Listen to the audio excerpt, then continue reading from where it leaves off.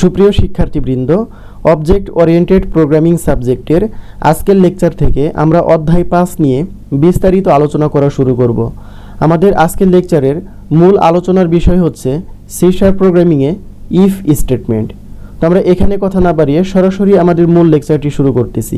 তো খেয়াল করো, আমাদের আলোচনার মূল বিষয়ই হচ্ছে সি# প্রোগ্রামিংয়ে ইফ স্টেটমেন্ট। আসলে যে কোনো প্রোগ্রামিংয়েই আমরা যদি কোনো শর্ত সাপেক্ষে কাজ করতে চাই বা কোনো কন্ডিশন দিয়ে কাজ করতে চাই, তাহলে সেই ক্ষেত্রে এই ইফ স্টেটমেন্ট বা ইফ ইলস স্টেটমেন্টগুলোকে ব্যবহার করা হয়। তো খেয়াল করো, প্রোগ্রামে শর্ত সাপেক্ষে কোনো স্টেটমেন্ট নির্বাহের জন্য বা এক্সিকিউট করার জন্য এই ইফ স্টেটমেন্টটি ব্যবহার করা হয়। তো আমরা এই লেকচারে এই ইফ স্টেটমেন্টের সিনট্যাক্স, ফ্লোচার্ট এবং একটি এক্সাম্পল দেখব। তাহলে হয়তো বা বিষয়টি তোমরা ক্লিয়ারভাবে বুঝতে পারবা। তো খেয়াল করো, আমরা শুরুতেই দেখব এই ইফ স্টেটমেন্টের সিনট্যাক্স বা গঠন। তো আমরা যদি কোনো প্রোগ্রামে এই ইফ স্টেটমেন্টকে ব্যবহার করতে চাই, তাহলে শুরুতেই লিখতে হবে ইফ এবং তারপরে ফার্স্ট ব্র্যাকেট শুরু এবং ফার্স্ট ব্র্যাকেট শেষ, এবং এর ভিতরে আমাদের মূলত কন্ডিশনটা দিতে হবে। তো আমরা যখন কন্ডিশনটা দিব তখন অবশ্যই এই ইফের একটি বডি থাকবে।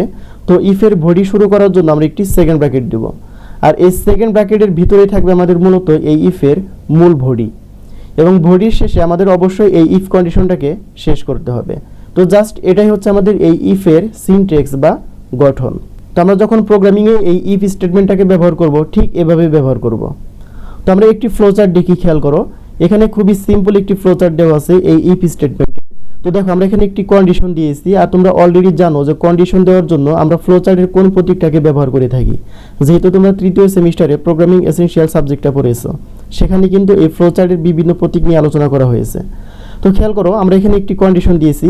তো কন্ডিশনটা যদি সত্য হয় বা ইয়েস হয়, তাহলে সেই ক্ষেত্রে সে একটি স্টেটমেন্ট দেখাবে এবং প্রোগ্রামটাকে সে শেষ করবে। তো এখানে একটা বিষয় খেয়াল করো, এই ইফ স্টেটমেন্টের ক্ষেত্রে কিন্তু আমরা যদি কোনো একটি কন্ডিশন দেই, ওই কন্ডিশনটা যদি সত্য হয় তাহলে সেই ক্ষেত্রেই শুধুমাত্র অ্যান্সার দেখাবে। যদি কোনো কারণে মিথ্যা হয়, তাহলে সেই ক্ষেত্রে আমাদের আউটপুটে কোনো ধরনের অ্যান্সার আসবে না। বিষয়টা আবার একটু খেয়াল করো, আমরা যদি কোনো প্রোগ্রামে কন্ডিশন দেওয়ার জন্য এই ইফ স্টেটমেন্ট ব্যবহার করি, তাহলে সেই ক্ষেত্রে ওই কন্ডিশনটা যদি সত্য হয়, তাহলে সেই ক্ষেত্রে আমাদের একটি অ্যান্সার আসবে বা আউটপুটে কিছু দেখাবে। আর যদি কোনো কারণে মিথ্যা হয়, তাহলে সেক্ষেত্রে আউটপুটে কিছুই দেখাবে না। তো এই বিষয়টি আমি সরাসরি একটি প্রোগ্রামের সাহায্যে তোমাদেরকে দেখিয়ে দিচ্ছি। তো খেয়াল করো, আমি প্রোগ্রামটি করার জন্য আগের মতোই এই onlinegdb.com যে সাইটটি ছিল, সেই সাইটটিকে বেছে নিয়েছি। তো আমরা জাস্ট এই ল্যাঙ্গুয়েজ থেকে এখানে এই সি# সিলেক্ট করে দিলাম। ওকে, তো খেয়াল করো, আমাদের এই console.writeline এই মেসেজটি এখন প্রয়োজন না, এটাকে কেটে দিলাম। তো আমরা ইফ স্টেটমেন্ট ব্যবহার করে প্রোগ্রামটি তৈরি করার জন্য শুরুতে একটি ইফ স্টেটমেন্ট নিতেছি এখানে। তো আমরা লিখলাম এখানে ইফ। আমরা কিন্তু জানি যে ইফের পরে অবশ্যই একটি ব্র্যাকেট দিতে হয়। তো ফার্স্ট ব্র্যাকেট শুরু এবং ফার্স্ট ব্র্যাকেট আমরা শেষ করলাম, আর এই ব্র্যাকেটের ভিতরেই মূলত আমাদের কন্ডিশনগুলোকে দিতে হয়। তো ধরো আমি এখানে একটি কন্ডিশন দিলাম যে ইফ 10 ইজ গ্রেটার দ্যান 5, মানে এখানে বুঝাইছি যে 10 5-এর চেয়ে বড়। তো খেয়াল করো, এখানে কিন্তু 10 আসলে 5-এর চেয়ে বড়। তাহলে সেই ক্ষেত্রে যদি এই কন্ডিশনটা আমাদের সত্য, তাহলে সেই ক্ষেত্রে একটি অ্যান্সার আমাদের আউটপুটে দেখাবে। তো খেয়াল করো, আমরা একটি ইন্টার প্রেস করে এই ইফের বডিতে প্রবেশ করব। এর জন্য আমরা এখানে একটি সেকেন্ড ব্র্যাকেট দিলাম এবং সেকেন্ড ব্র্যাকেট শেষ করলাম। তো দেখো, এই সেকেন্ড ব্র্যাকেট শুরু এবং শেষ, এর মাঝখান হচ্ছে আমাদের এই ইফের মূল বডি। তো এখানে আমরা একটি আউটপুট কমান্ড দিলাম console.writeline দিয়ে আমরা এখানে একটি মেসেজ শো করাই। আমরা এখানে লিখলাম যে your testing number is right, অর্থাৎ আমরা যে নাম্বারটা টেস্ট করতেছি সেই নাম্বারটা সঠিক, অর্থাৎ এখানে 10 এই 5-এর চেয়ে বড়। খুবই সিম্পল একটি প্রোগ্রাম। আর এখানে তোমরা মেসেজ হিসেবে যে কোনো কিছু লিখতে পারো, এতে কোনো সমস্যা নেই। তো দেখো, এই প্রোগ্রামটি যদি আমরা এখন রান করি, রানে ক্লিক করে, তাহলে আমাদের অ্যান্সারটি আসে। একটু খেয়াল করো, এখানে একটা বিষয় খেয়াল করো, আমাদের এই প্রোগ্রামে কিন্তু দেখো অলরেডি একটি এরর চলে আসছে।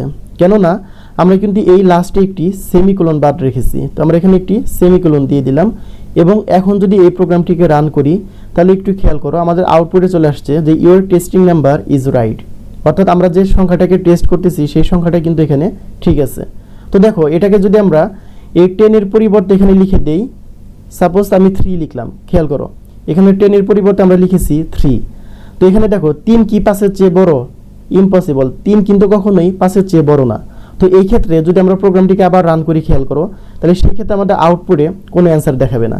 তো দেখো আমাদের আউটপুটে কিন্তু কোনো অ্যান্সার দেখায় নাই। কেন দেখায় নাই? এটা শুধুমাত্র যদি কোনো একটি কন্ডিশন সত্য হয় তাহলে সেই ক্ষেত্রেই কাজ করবে, মিথ্যা হলে কোনো কাজ করবে না। তো এই ক্ষেত্রে তোমরা যদি মিথ্যা হলে কোনো একটি অ্যান্সার দেখাইতে চাও যে this testing number is wrong, তাহলে সেই ক্ষেত্রে অবশ্যই আমাদের এখানে ইলস স্টেটমেন্ট ব্যবহার করতে হবে, অর্থাৎ ইফ ইলস স্টেটমেন্ট ব্যবহার করতে হবে। আর এই ইফ ইলস স্টেটমেন্ট নিয়ে আমরা আগামী লেকচারে বিস্তারিত আলোচনা করব। তো আগামী লেকচার দেখার আমন্ত্রণ জানিয়ে আজকে এখানেই বিদায় নিচ্ছি। আল্লাহ হাফেজ।